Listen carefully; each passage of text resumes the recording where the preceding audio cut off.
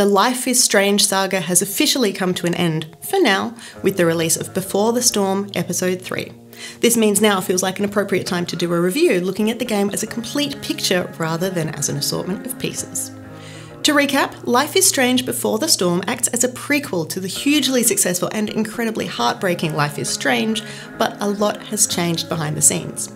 The recent voice actor strike impacted pretty heavily on the game, meaning we're hearing an entirely new cast this time around, but everything still sounds right thanks to Ashley Birch sticking with the writing team to ensure consistency between the games.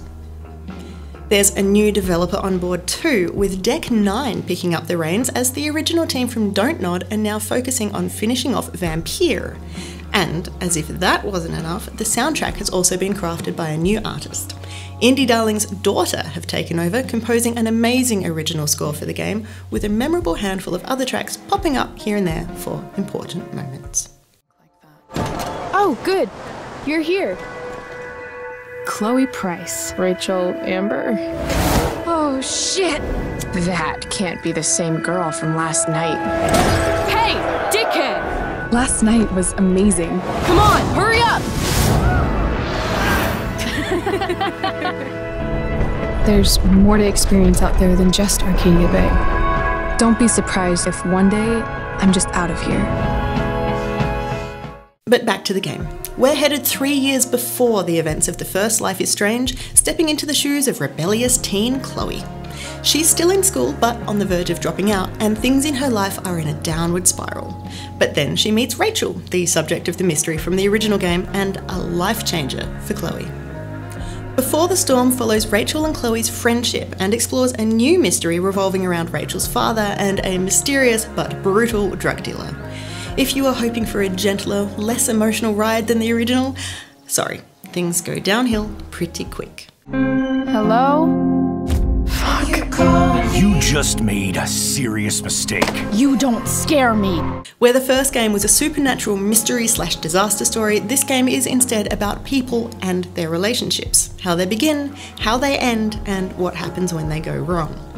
As a result, the main mechanic of the game is a far cry from Max's time-warping powers. In fact, Chloe doesn't actually have any mystical powers to speak of. Her mechanic is her sharp tongue and even sharper wit.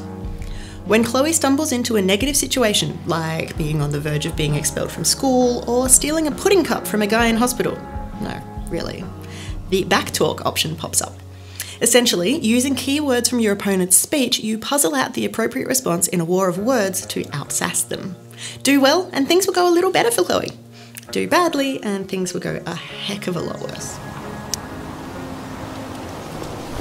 What the f- How you do anything is how you do everything. It's definitely not as exciting as time travel, but it still fits in perfectly with the Life is Strange theme. There's still plenty of exploring to do, with objects to interact with and people to talk to, and you will be amply rewarded for getting into every nook and cranny of the world. I even found myself immersed in a mini tabletop Dungeons & Dragons style game in the first episode. This makes the adventure game portion where you can walk around and explore even more worth it, constantly stumbling on interesting things and even a few extra options that can impact events later in the game. Max's photography option might have gone, but Chloe can leave her own mark on certain locations. Family pic used to hang here. Wow. I can't actually remember which one.